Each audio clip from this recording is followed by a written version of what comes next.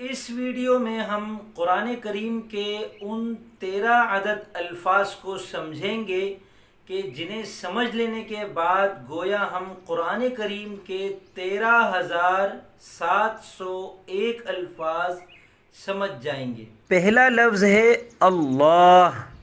قرآن کریم میں یہ لفظ 2702 مرتبہ آیا ہے اور یہ اسم اعظم ہے، ہمارے پیارے خالق و مالک کا نام ہے، اور اس کو یاد کرنے کی بھی آپ کو ضرورت نہیں۔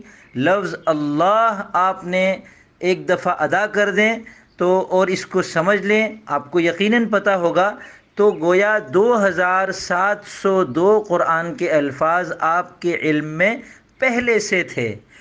دوسرا لفظ ہے ماں، میم الف زبر ماں۔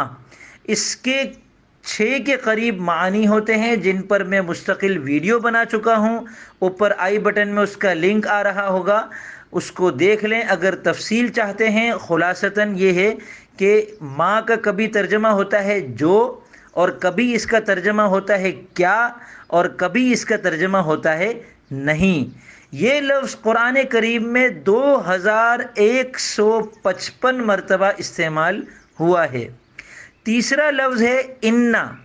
انا کا ترجمہ ہے بے شک، ان اللہ، بے شک اللہ، غفور الرحیم، بخشنے والا ہے، مہربان ہے۔ تو انا لفظ قرآن کریم میں بار بار آیا ہے اور کل 1532 مرتبہ یہ لفظ استعمال ہوا ہے۔ آپ نے اگر لفظ انا کو ایک مرتبہ یاد کر لیا اور یہ سمجھ لیا کہ اس کا ترجمہ ہے بے شک، تو گویا آپ نے 1532 قرآن کے الفاظ سمجھ لیے۔ چوتھا لفظ ہے کانا۔ کانا کا ترجمہ ہے تھا۔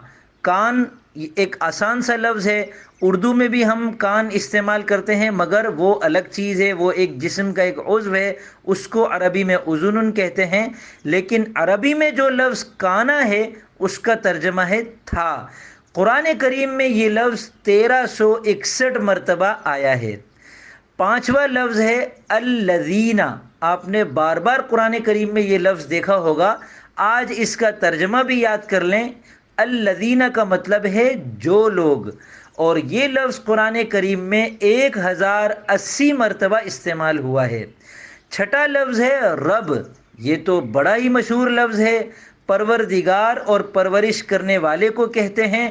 قرآن کریم میں یہ لفظ 970 بار آیا ہے، اور اس لفظ پر بھی الحمدللہ میری مکمل ویڈیو موجود ہے، اوپر آئی بٹن میں اس کا لنک آ رہا ہوگا، آپ یہ ویڈیو ضرور دیکھیے گا تو آپ کو پتہ چلے گا کہ رب کس کو کہتے ہیں۔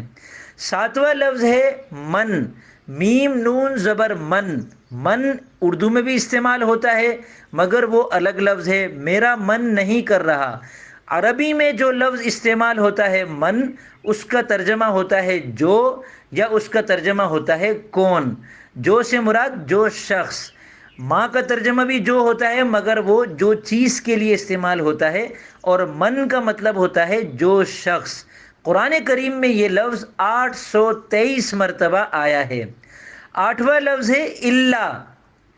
اللہ بھی آپ نے بار بار قرآن کریم میں دیکھا ہوگا، اور یہ اردو میں بھی استعمال ہوتا ہے۔ اللہ یہ کہ آپ نے یوں کہا، اللہ یہ کہ آپ یوں کہیں، تو یہ اللہ استثناء کے لیے آتا ہے، اس کا اردو ترجمہ ہے سوائے، سوائے زید کے، سارے لوگ آ گئے سوائے زید کے، تو ہم اس کو عربی میں کہیں گے جاء القوم الا زید۔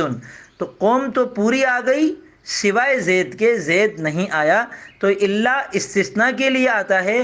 قرآن کریم میں یہ لفظ 666 مرتبہ آیا ہے۔ نواں لفظ ہے ان، الف نون زیر ان، اس کا اردو ترجمہ ہے اگر، اور قرآن کریم میں یہ لفظ 628 دفعہ آیا ہے۔ 10واں لفظ ہے ان، الف نون زبر ان، اس کا اردو ترجمہ ہے کہ، اور یہ لفظ قرآن کریم میں 576 مرتبہ آیا ہے۔ 11واں لفظ ہے اذا، اور اذا کا اردو ترجمہ ہے جب، یعنی جب ہم کو کہنا ہو جب، تو ہم عربی میں کہیں گے اذا۔ اذا قرآن کریم میں 454 بار آیا ہے۔ 12واں لفظ ہے یوم، مالکی یوم الدین۔ لفظ یوم کا اردو ترجمہ ہے دن، اور یوم بھی اردو میں استعمال ہوتا ہے، یوم فلاں، یوم فلاں آپ نے اردو میں سنا ہوگا، تو یہ یوم اردو میں بھی استعمال ہوتا ہے، یہ عربی زبان سے آیا ہے، اس کا اردو ترجمہ ہے دن، فارسی میں اس کو کہتے ہیں روز، انگریزی میں کہتے ہیں ڈے۔ اچھی طرح واضح ہو گیا ہوگا۔ اس کو قرآن کریم میں ہم اگر گنیں تو یہ 393 مرتبہ آیا ہے۔ 13واں لفظ ہے یا۔ یا اردو میں بھی استعمال ہوتا ہے مگر وہ الگ لفظ ہے، یا تو آپ یوں کر لے یا یوں کر لے، وہ ایک الگ لفظ ہے۔ عربی میں یہی لفظ آیا ہے اور اس کا اردو ترجمہ ہے اے۔ کسی کو بلانے کے لیے جب ہم کہتے ہیں تو ہم یا کو اے کے معنی میں اردو میں بھی استعمال کرتے ہیں، جیسے یا اللہ، اے اللہ، یا محمد، اے محمد صلی اللہ علیہ وعلی آلہ وسلم۔ یا کا لفظ قرآن کریم میں 361 مرتبہ آیا ہے۔